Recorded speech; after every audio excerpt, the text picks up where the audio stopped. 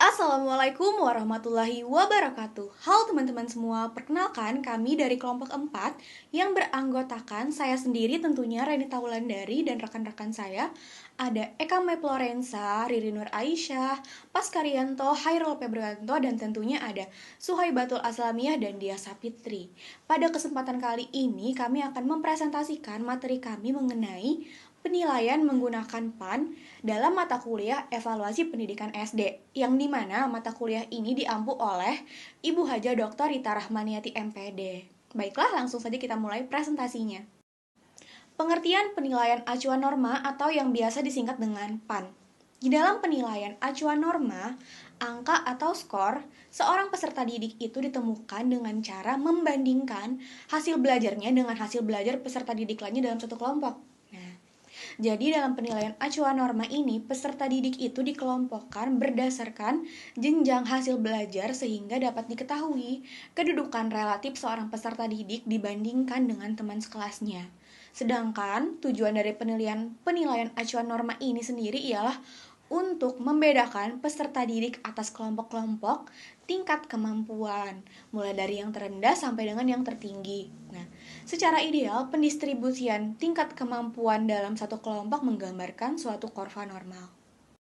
Kriteria penyusunan penilaian acuan norma atau PAN. Secara singkat dapat dirumuskan bahwa penilaian acuan norma atau PAN adalah penilaian yang dilakukan dengan mengacu pada norma kelompok. Nilai-nilai yang diperoleh peserta didik diperbandingkan dengan nilai-nilai peserta didik yang lainnya, yang termasuk di dalam kelompok tersebut. Yang dimaksud dengan norma dalam hal ini adalah kepastian atau prestasi kelompok, sedangkan kelompok di sini adalah semua peserta didik yang mengikuti tes tersebut. Jadi, pengertian kelompok yang dimaksud dapat berarti sejumlah peserta dalam satu kelas, sekolah, rayon, dan provinsi atau wilayah. Menurut M. Ngamil Purwanto 2009 pada halaman 29, penyusunan penilaian acuan norma sebagai berikut. Yang pertama, penggunaannya tidak menekankan untuk mengukur penampilan eksak dari perilaku objektif.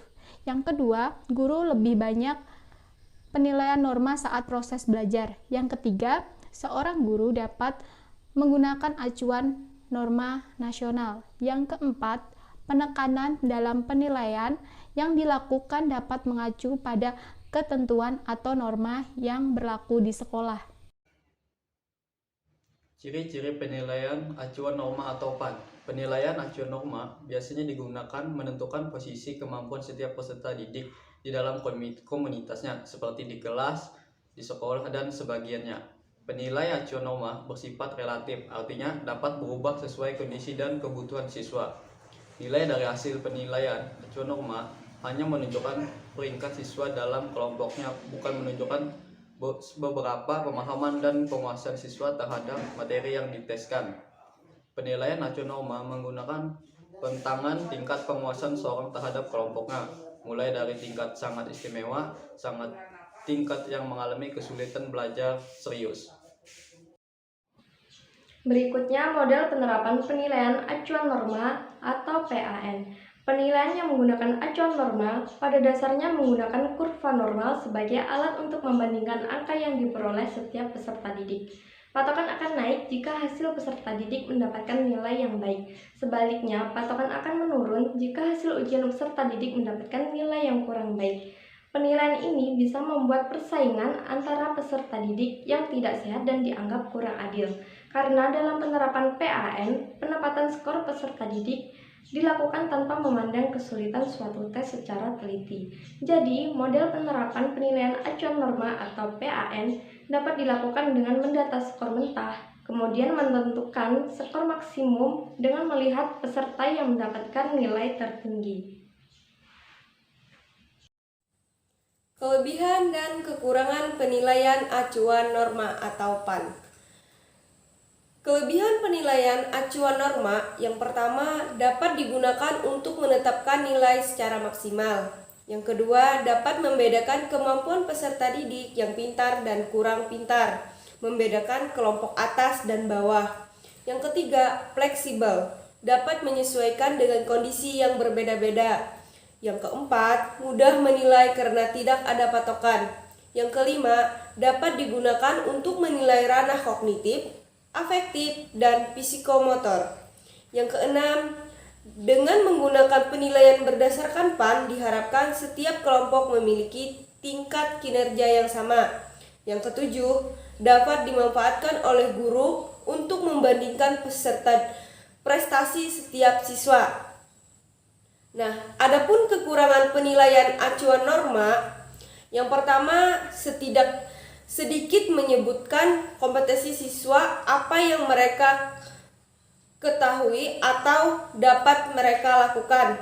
Yang kedua, tujuan pembelajaran dan kompetisi siswa yang disebutkan hanya sedikit. Yang ketiga, tidak transparan karena nilai akhir tidak diketahui oleh siswa.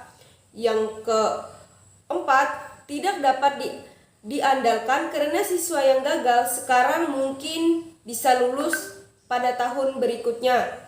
Yang kelima, tidak adil atau fair karena prestasi siswa tidak hanya bergantung pada suatu prestasi saja, melainkan prestasi yang lain juga.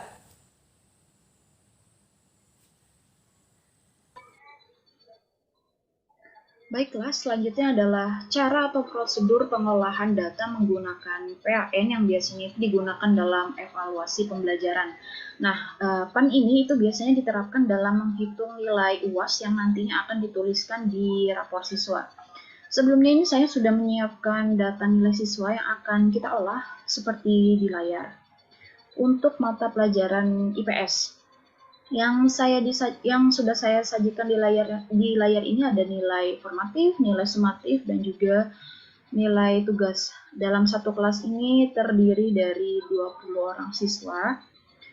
Dan untuk yang di sebelah kanan ini, komponen yang di sebelah kanan ini diabaikan dulu saja, kita fokus ke langkah-langkah yang akan saya tunjukkan. Yang pertama, kita harus mencari dulu min siswa atau rata-rata dari nilai siswa dari masing-masing siswa. Yang pertama, kita langsung saja sama dengan, karena untuk mencari rata-rata itu average, kita klik 2 kali. Karena yang mau dicari itu nilai rata-rata dari formatif, nilai sumatif, dan juga nilai tugas, maka tinggal kita klik lalu enter. Nah, ini hasil ya, min siswa atas nama Ari itu adalah 74 nilai rata-ratanya.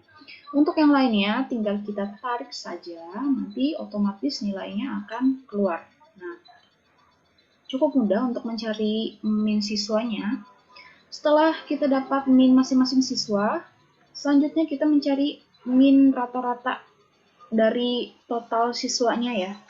Jadi min total siswa dalam satu kelas ini, langsung saja kita cari, caranya juga hampir sama dengan average. Nah, yang mau kita cari ini nilai rata-rata dari min siswa yang sudah kita cari sebelumnya. Tinggal kita tarik sampai bawah. Oke, jika sudah seperti ini tinggal enter. Nah, jadi ini min total dalam satu kelasnya adalah 81,9. Setelah mendapat min totalnya, kita mencari angka standar deviasi. Nah, caranya seperti apa? Pertama, kita klik sama dengan, lalu kita cari STD. Nah, ini dia. Standar deviasi evaluasi. Nah, ini dia. Nah, ini. Lalu kita klik dari atas ini sampai ke bawah. Klik sampai ke min totalnya ya. Jika sudah seperti ini, kita enter. Nah, ini dia. Standar deviasinya adalah 6,67 sekian. Selanjutnya, kita mencari PAN-nya, penilaian acuan normatifnya. Nah, ini rumusnya sudah saya tuliskan. Di sini cukup panjang ya, jadi saya tuliskan terlebih dahulu. Sekarang tinggal kita salin. Ctrl C. Di sini tinggal kita Ctrl V. Kita tunggu sejenak. Nah, dia akan keluar dengan sendirinya hasilnya. Si Ari mendapat predikat D. Untuk siswa yang lainnya tinggal kita tarik ke bawah. Ya, seperti ini. Nah, ini sudah keluar semua hasilnya. Ada yang A, B, C, D, E ya, beragam. Bagaimana sih kita bisa tahu ini sebenarnya kok bisa dapat D itu dari mana? Nah, dari sini. Dari skala 5-nya ini. Sengaja saya kosongkan supaya kita bisa menghitung secara bersama-sama. Caranya adalah yang pertama kita min total. Min totalnya di sini berapa? 81,9 ditambah 1,5 dikali standar deviasinya. Nah, ini. Maka nanti angka itulah yang menjadi patokan si anak itu dapat A, B, C, atau D. Atau juga E. Nah, tapi beda-beda ya untuk masing-masing predikat rumusnya, cuma cara hitungnya hampir sama. Baiklah, langsung saja kita lakukan secara bersama-sama. Kita klik sama dengan 81,9, itu tadi min totalnya, ditambah 1,5 itu kita tuliskan 3/2, lalu dikali standar deviasinya 6,67 sekian, kita bulatkan saja menjadi 6,68. 6,68. Enter. Nah, ini dia hasilnya. 91,92. Kita teruskan dulu ya sampai yang di bawah.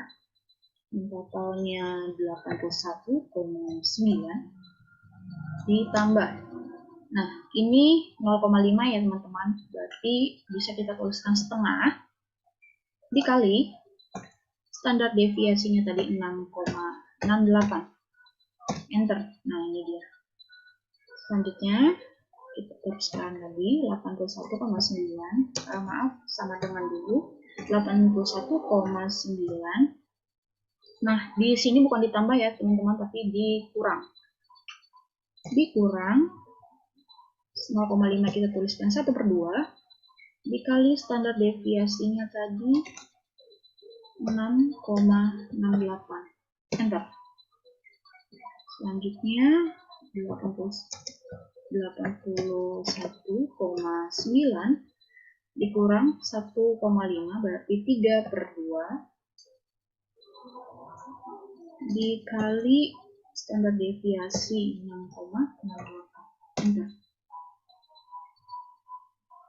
Totalnya lagi tadi 81,9 ditambah dikurang 3/2 dikali 6,68. Enter.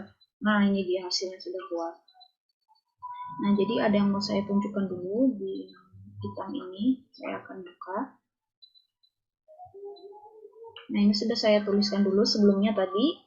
Jadi, untuk nilai 0 sampai 71,88 itu si anak itu mendapatkan predikat E. Coba kita cari yang dapat predikat E. Contohnya Arif, dia mendapat 70.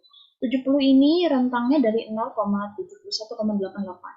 Nah, jadi si Ari mendapat nilai E. Untuk yang D, nah ini, si Ari, dia mendapat 74. 74 ini kan berada di antara 71,89 sampai 78,55. Nah, makanya dia dapat D. Nah, kalau yang A, nah si ini, si Gary. Si Gary mendapat nilai 92. 92 ini berada di antara 91,92 kan sampai 100. Nah, makanya dia mendapat A. Kalau misalnya di sini tidak ada yang 91 sih nilainya ya. Oh, ini ada. Gera.